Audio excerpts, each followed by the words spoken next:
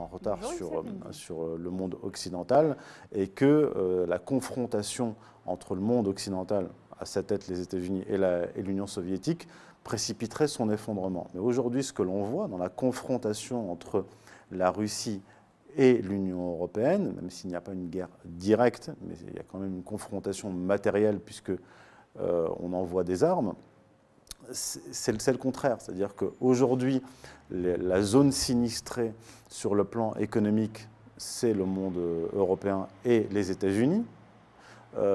Emmanuel Todd, d'ailleurs, avait parlé de la différence de production d'ingénieurs aux États-Unis et en Russie. Les Russes, avec une population 2 fois inférieure, produisent plus d'ingénieurs chaque année. Donc il y a un problème qui est structurel, pas seulement économique.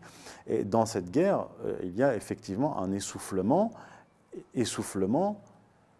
accentué, aggravé par les sanctions économiques décrétées par Washington. Donc c'est un effort de guerre qui est demandé, qui est imposé aux populations européennes, qui est au-dessus de leurs forces et au-dessus de leur force morale, parce que dans le système libéral, il est très difficile de demander aux populations d'aller se battre, là en l'occurrence de s'appauvrir, de souffrir pour sauver le système libéral. Alors l'absence de patriotisme, l'absence de religion, l'absence de transcendance, eh bien, décourage, au sens strict du terme, les populations européennes. Donc à un moment donné, quand l'essoufflement sera trop difficile à supporter pour les populations, elles vont chercher un responsable, un coupable. Et évidemment, les populations européennes ne vont pas aller se plaindre aux ambassades de Russie. Elles ne vont pas aller chercher Vladimir Poutine comme bouc émissaire. Elles vont aller chercher leur responsable politique. Donc, d'une manière ou d'une autre, le jugement adviendra. Et je pense que ça peut entraîner à la chute de plusieurs gouvernements européens. D'autant plus si la guerre est perdue. Parce que n'oublions pas que du point de vue américain, nous sommes dans une guerre religieuse. Ils ont introduit du religieux dans la géopolitique, en parlant de guerre juste. C'est George W. Bush qui parlait de croisade, mais on est toujours dans ce type de thématique du bien et du mal, du vrai et du faux, et du juste et de l'injuste. Mais si la guerre menée contre la Russie est une guerre religieuse, bien sûr sacrificielle, mais aussi religieuse, si on la place sur le plan de la morale et qu'il y a un juste et un injuste, eh bien, si vous menez une guerre religieuse contre un pays et que vous la perdez, ça veut dire implicitement que vous êtes non pas du côté du juste, mais du côté du mal.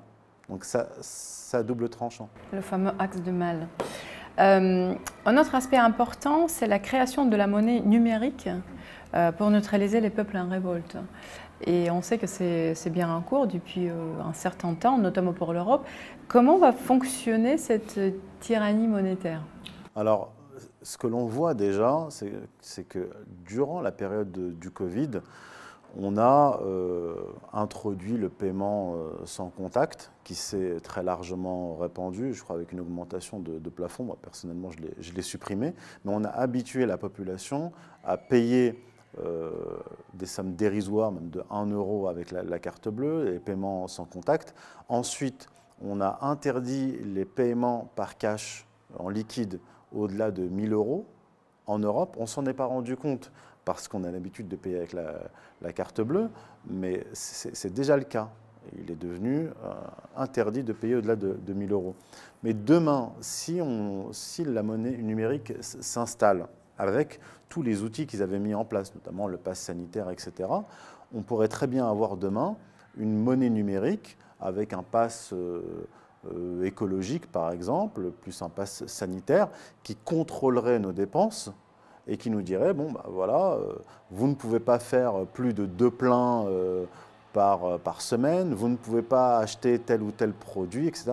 Et donc, on va entrer en plus des sanctions économiques et du rationnement, et de l'inflation à 2 chiffres, on va entrer dans un système à la fois de flicage, donc de monnaie d'espionnage, de restrictions extrêmement graves, et même cette monnaie peut être utilisée comme une arme politique. Si par exemple vous pensez mal, ça arrive déjà à certains, on leur ferme leur compte bancaire et on pourrait très bien désactiver les cartes bleues et empêcher les paiements. On pourrait tuer socialement les opposants politiques. Donc c'est un outil totalitaire qui entre dans un cadre dont je parle dans le livre, le cadre de l'état d'exception, d'absence de suspension de la Constitution d'une partie, et d'état totalitaire. Le paradoxe que j'étudie dans ce livre par rapport à cela, c'est qu'on est en Europe dans des États, par exemple en France, totalitaires, c'est-à-dire qui contrôlent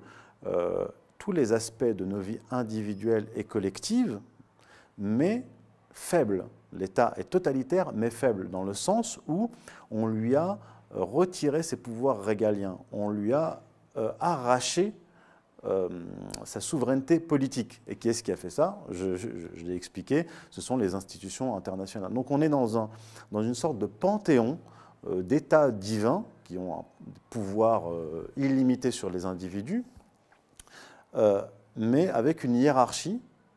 Et au-dessus, on a une sorte d'État divin roi, à l'équivalent de Zeus, les États-Unis, qui ont confisqué les pouvoirs régaliens de ces États-là. Donc la solution est dans à la fois la récupération de cette souveraineté politique, mais pour empêcher ces États de demeurer totalitaires, il faut leur retirer cette souveraineté qui est divine, en fait, cette souveraineté qui est surnaturelle. D'ailleurs, je répète, et j'ai déjà dit ça à plusieurs reprises, tout ce que vous dites par rapport donc à neutraliser les gens qui pensent mal. L'année dernière, au tout début de l'opération spéciale, la guerre en Ukraine, plusieurs comptes des ressortissants russes ont été suspendus en Union européenne et notamment en France. Oui, alors ça peut faire jurisprudence. Beaucoup de gens ont ignoré cette affaire-là, mais ce qui s'est passé par exemple à Chypre, où on a ponctionné des comptes bancaires, ce qui vient de se passer avec l'expropriation de ressortissants russes, à partir du moment où on l'a fait, et on l'a fait parce que justement on est dans cet état d'exception, d'absence d'une partie de la loi, en tout cas de loi fondamentale, eh bien qu'est-ce qui empêchera les gouvernements européens de le faire à leur propre population? Rien. La deuxième partie de votre livre est prénommée « L'État dans la guerre civile mondiale ».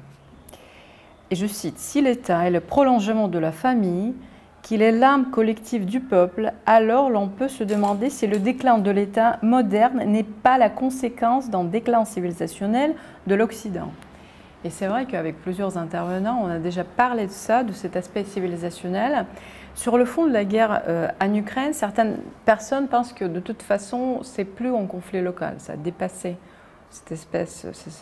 justement cette notion du conflit local. Est-ce qu'on vit un moment vraiment historique? Oui, on vit un moment historique pour l'Occident et pour le monde. Pour l'Occident, parce qu'il est dans un processus de décivilisation, et cette décivilisation est directement liée à l'effondrement des religions traditionnelles, ce que je montre dans la seconde partie donc, de l'ouvrage, quand je remonte à l'origine de l'État, donc en Mésopotamie, je mets en évidence que cet État mésopotamien, puis les États successifs dans l'histoire de l'humanité, est fondé sur la religion. Et que les rois, par exemple, de Mésopotamie, des États suméro-acadiens jusqu'aux États assyriens et babyloniens, tous avaient pour rôle de satisfaire les dieux et jouer le rôle de vicaire des dieux. Donc c'est un élément structurant des États et des civilisations. Dès lors qu'on a un effondrement des croyances religieuses, on a une décomposition de la société. C'est ce qui conduit, dans le monde occidental, à l'atomisation des sociétés, l'hyper-individualisme, et parfois, dans certaines séquences, des taux de suicide qui explosent. Et on le voit en Europe et notamment en France. Donc il y a une décomposition générale qui conduit aussi à l'anomie, c'est-à-dire l'absence de loi. Puisque, là, je ne peux pas revenir dans le détail de toute cette histoire que je retrace, mais la naissance de l'État moderne qui va s'accaparer la souveraineté de Dieu et qui par la suite va vivre une transformation avec l'effondrement des grandes religions, va faire naître un État tout-puissant qui devient extrêmement dangereux dans la mesure où la religion qui structurait la société a disparu. Et quand la religion disparaît, ce qui s'effondre avec la religion, c'est la loi naturelle. C'est là qu'on entre dans l'anomie. Or, l'anomie ouvre la voie à des forces antinomiques, c'est-à-dire de violation de la loi.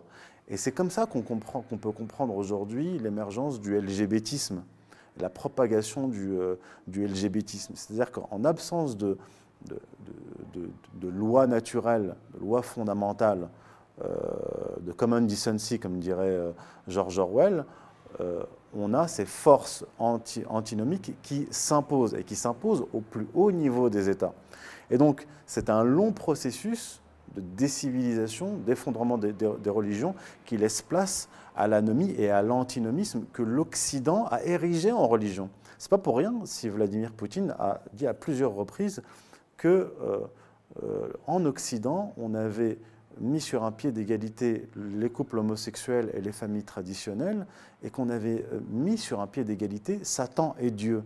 Ce qu'il voulait dire par là, c'est qu'on a mis sur un pied d'égalité un système où la loi existe toujours, la loi naturelle, homme, femme, enfant, et un système antinomique où un homme peut se marier avec un homme, adopter des enfants, etc.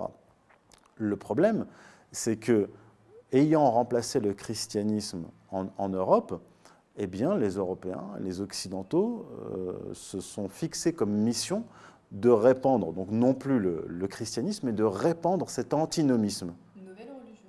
Cette nouvelle religion antinomique. C'est pour ça qu'ils ils ont essayé notamment en Russie d'imposer le LGBTisme, en tout cas la propagande contre le pouvoir russe, avec on se souvient des Pussy Riots, etc., les profanations d'églises, mais aussi en Afrique, partout dans le monde. Et on est dans une guerre de civilisation parce que la Russie et la majorité des pays du monde qui sont demeurés conservateurs s'opposent pas seulement à ce que j'appelle l'hégémone. Exactement, mais il s'oppose à l'hégémonisme états-unien, mais il s'oppose aussi à cet hégémonisme culturel, entre guillemets, qui tente de leur imposer des non-valeurs, des valeurs inversées. Donc c'est pour cela aussi qu'il y a ce soutien apporté à la Russie, parce que la Russie est toujours ancrée sur une économie réelle, tout comme la Chine. Le reste du monde veut prospérer et donc est attaché à cette économie réelle. Or, on voit que dans le monde occidental, il y a un nihilisme qui se répand, mais pas seulement un nihilisme au niveau des valeurs, mais même dans la politique économique, de destruction de sa propre économie. Donc on est dans un monde occidental qui est en rétractation, qui se contracte et qui s'auto-détruit. Et qui met même sa population, qui mène une biopolitique extrêmement dangereuse par les injections de produits expérimentaux. On voit d'ailleurs les résultats actuellement. Donc du point de vue extérieur, le monde occidental est un espace totalement mortifère, qui est en train de se suicider et qui essaie d'entraîner le monde dans ce suicide collectif. D'où cette résistance qui est naturelle.